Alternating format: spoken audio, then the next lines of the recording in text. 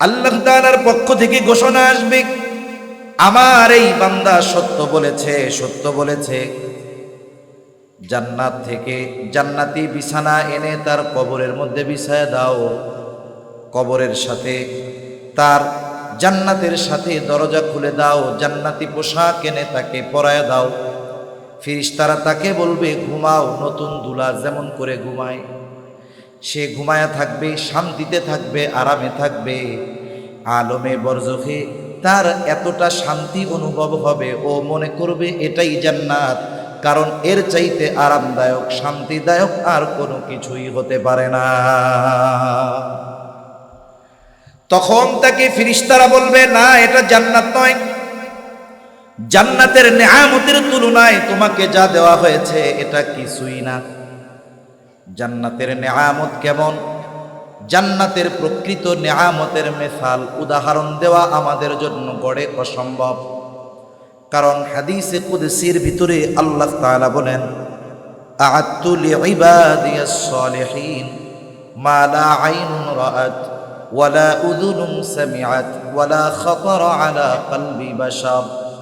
আল্লাহ রাব্বুল আলামিন তার মুত্তাকি বান্দাদের জন্য, নেককার বান্দাদের জন্য এমন জান্নাত তিনি প্রস্তুত করে রেখেছেন, মা লা আইনুন রাআত, যা দুনিয়ার কোনো চোখ দেখে নাই, ওয়ালা উযুনুন সামিআত, ওই নেয়ামতের প্রকৃত বর্ণনা দুনিয়ার কোনো মানুষের কান শুনে নাই, ওয়ালা খাতারা আলা কলবি বাশার, ওই নেয়ামত এত দামি এক নেয়ামত যেটার কল্পনা দুনিয়ার কোনো মানুষের অন্তর করতে পারে না।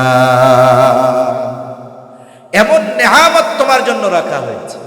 আচ্ছা বলেন তো, কেউ ভালো আছে, ওর চাইতেও যদি আরো ভালো থাকার সুযোগ বা খবর পায়, সে এখন যেই ভালো আছে তার চাইতে বেশি ভালোটা পাওয়ার চেষ্টা করবে কি করবে না? أما بعد فأعوذ بالله من الشيطان الرجيم. بسم الله الرحمن الرحيم. كل نفس بما كسبت رهينة إلا أصحاب اليمين في جنات يتساءلون عن المجرمين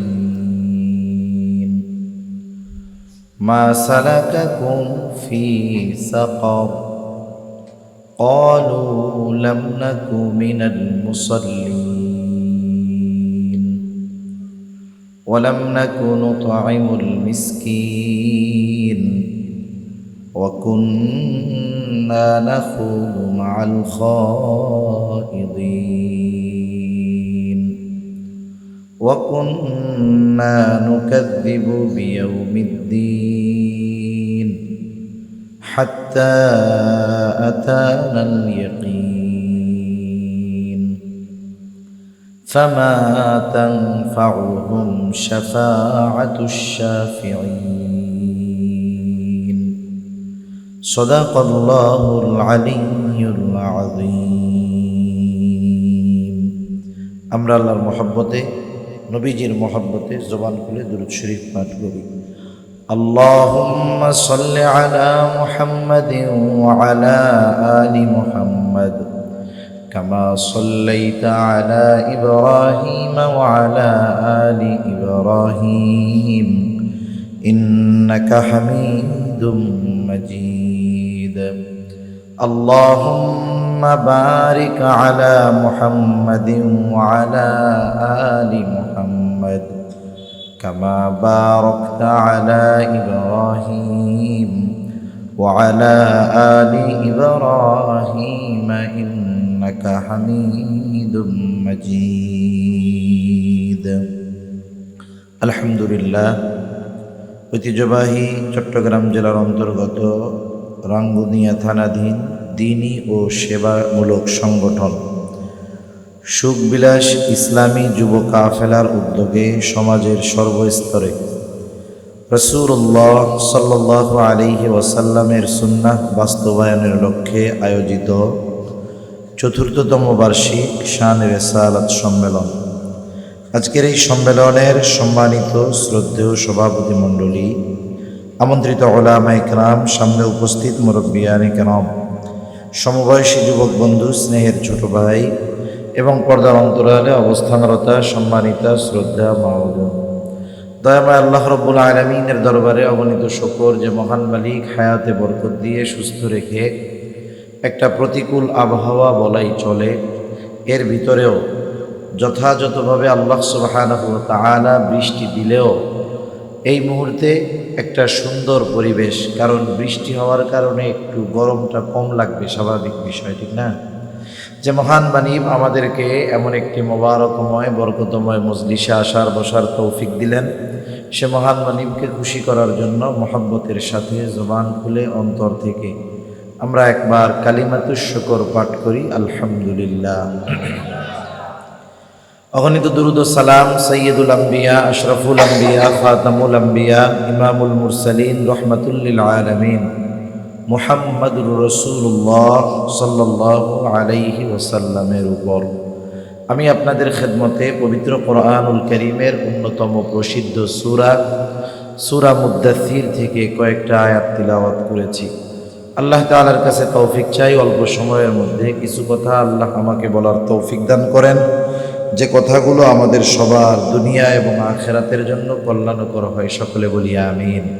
যেহেতু আজকের মাহফিলের মধ্যমণি আমাদের সকলের পরিচিত মুখ হযরত শেখ আলী হাসান ওসামা হাফিজাহুল্লাহ হযরত চলে এসেছেন, আমি একেবারে অল্প সময় আপনাদের সাথে কিছু মুজাকারা করব, এর মধ্যেই হযরত চলে আসবেন ইনশাআল্লাহ।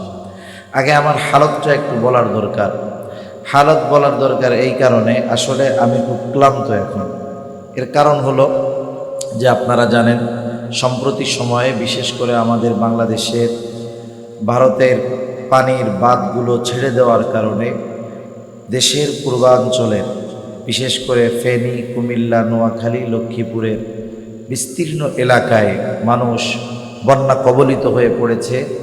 আর সবচাইতে ভালো লাগার বিষয় যে মানুষ মুসিবতে পড়লে মানুষ এগিয়ে আসবে, এটা ভালো লাগার একটা বিষয়। মুসিবতে পড়েছে এর জন্য কষ্ট, কিন্তু মানুষের সহযোগিতায় যখন এগিয়ে আসে, এখানে মানবতা, নীতি, নৈতিকতা, ভ্রাতৃত্ববোধের যেই পরিচয় সেটা ফুটে ওঠে, ঠিক কিনা বলেন? আর আমরা এই বন্যায় দেখেছি বিশেষ করে সর্বস্তরের উলামায়ে কেরাম দেশের সব জায়গা থেকেই সকলে চেষ্টা করেছে বন্যার্ত মানুষের পাশে দাঁড়ানো, নিজেদের অবস্থান থেকে সর্বোচ্চ সহযোগিতা করার প্রচেষ্টা বিশেষ করে উলামায়ে কেরাম করেছেন। সেই ধারাবাহিকতায় গতকাল জুমার নামাজের পরে আমরা বের হয়েছি। আজকে আপনাদের এখানে আসা পর্যন্ত মধ্যে হয়তো 2 ঘন্টা বা 1.5 ঘন্টা ঘুম যাইতে পারছি। আর স্বাভাবিক দীর্ঘ সময় না ঘুমানোর কারণে শরীর দুর্বলতা, লম্বা সফর এবং গলার অবস্থাও খুব কষ্টকর মনে হইতেছে। এরপরেও আপনাদের দোয়া, আল্লাহ তাআলার তৌফিকে অল্প সময়ে কথাগুলো যেন বলতে পারি সুস্থতার সাথে, আমার জন্য সকলে দোয়া করবেন ইনশাআল্লাহ। সম্মানিত উপস্থিতি, রাসূল আকরাম সাল্লাল্লাহু আলাইহি ওয়াসাল্লামের সুপারিশবিহীন কিয়ামতের দিন আল্লাহ তাআলা বিচার কার্যই শুরু করবেন না। বিচার কার্য শুরু হবে রাসূল আকরাম সাল্লাল্লাহু আলাইহি ওয়াসাল্লামের সুপারিশের মাধ্যমে। এই সুপারিশের উপকার একেবারে সৃষ্টির সকল মাখলুক যত সৃষ্টি আছে, যত মানুষ আছে, যত সৃষ্টি আছে, আল্লাহ রাসূল সাল্লাল্লাহু আলাইহি ওয়াসাল্লামের এই সুপারিশ দ্বারা উপকৃত হবে। অতীতের যত নবীর উম্মত তারাও হবে, যারা নবীজিকে মানে তারাও হবে, যারা মানে না তারাও হবে। এরপরেও স্পেশালভাবে কিছু সুপারিশ উম্মতের জন্য নবীজি করবেন। কিছু মানুষ কিয়ামতের দিন সুপারিশ বঞ্চিত হবে। যারা নবীজির স্পেশাল সুপারিশ বঞ্চিত হবে, বলেন তো তাদের জন্য জান্নাতে যাওয়া সম্ভব নাকি অসম্ভব? নিঃসন্দেহে তাদের জন্য জান্নাতে যাওয়া অসম্ভব। এজন্য কোরআনুল কারীমের যে আয়াতগুলো আমি আপনাদের খেদমতে তিলাওয়াত করেছি, এখানে 2টো বিষয়কে সামনে রাখা যায়। 1 নম্বর বিষয়, জাহান্নামে যাবে কারা, জাহান্নামীদের কিছু আমল কর্ম। 2 নম্বর, সুপারিশ বঞ্চিত হবে কারা। এই 2টা বিষয়ের আলোকে এই আয়াতগুলোকে সামনে রেখে কিছু কথা আল্লাহ আমাকে বলার তৌফিক দান করেন। সম্মানিত উপস্থিতি, এ দুনিয়াতে এখন আমরা যারা আছি, একটা সময় আসবে এ দুনিয়ায় আমরা কেউ থাকবো না। এ দুনিয়া একটা মঞ্জিল। অতীতে আমরা কয়েকটা মঞ্জিল অতিবাহিত করে এসেছি। যেমন একটা সময় আমরা দুনিয়াতে কেউ ছিলাম না, আমাদের অস্তিত্বই ছিল না। আল্লাহ তাআলা আদম আলাইহিস সালাতু ওয়াস সালামকে সৃষ্টি করেছেন।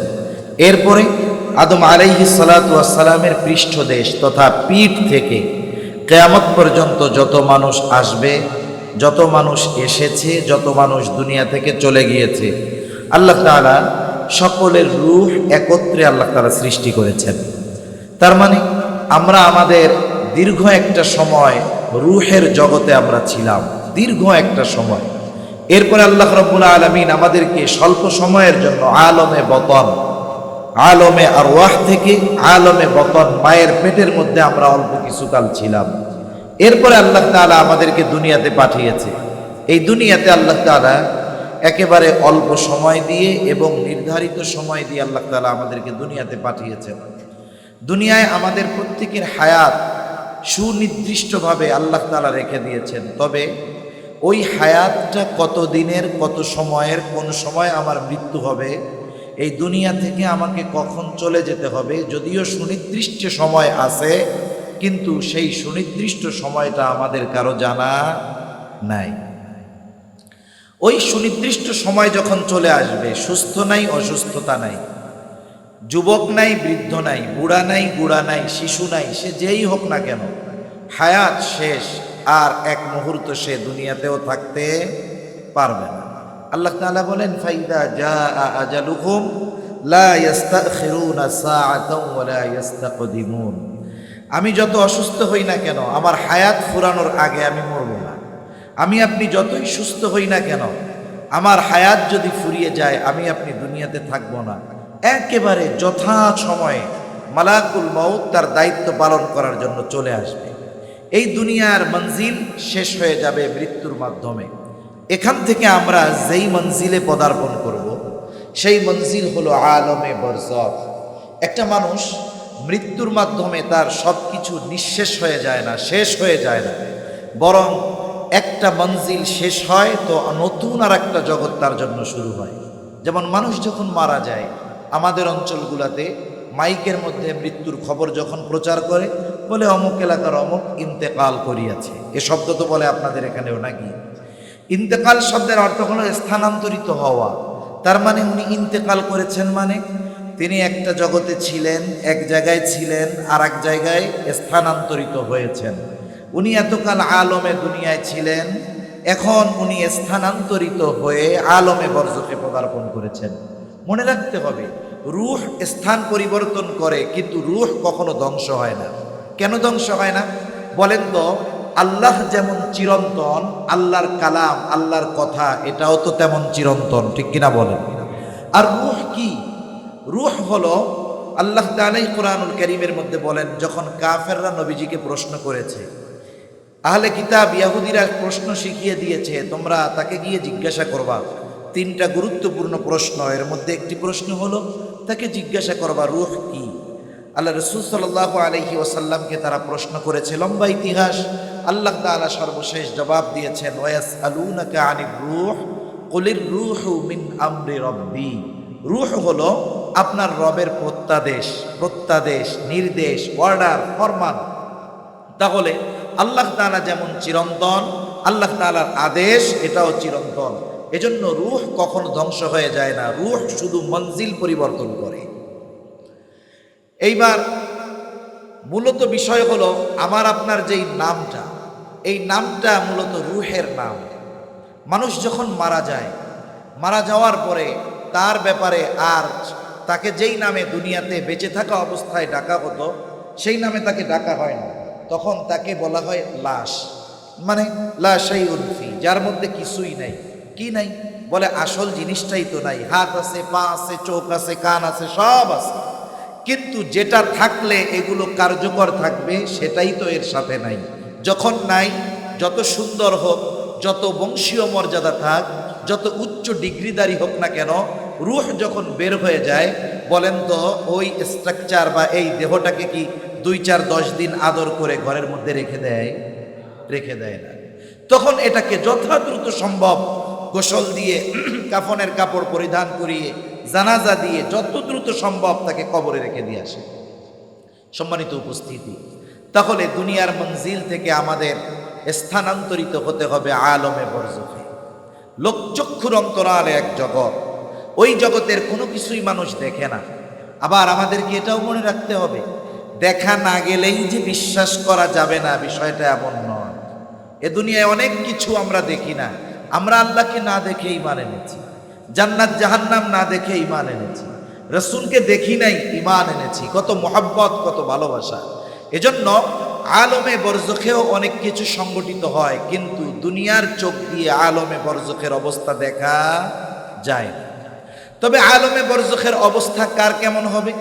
দুনিয়ায় যারা আল্লাহ তাআলার হুকুম আহকাম মানবে, ইমানদার, নেক আমল করবে, ভালো কাজ করবে, এই মানুষগুলো আলমে বরজখে শান্তিতে থাকবে। যারা এই দুনিয়াতে বেঈমান, পাপাচারে লিপ্ত ছিল, গুনাহে লিপ্ত ছিল, আল্লাহর হুকুম আহকাম মানে নাই, নিজের ইচ্ছা মতো জীবনকে অতিবাহিত করেছে, ওই মানুষগুলো আলমে বরজখে কষ্টে থাকবে।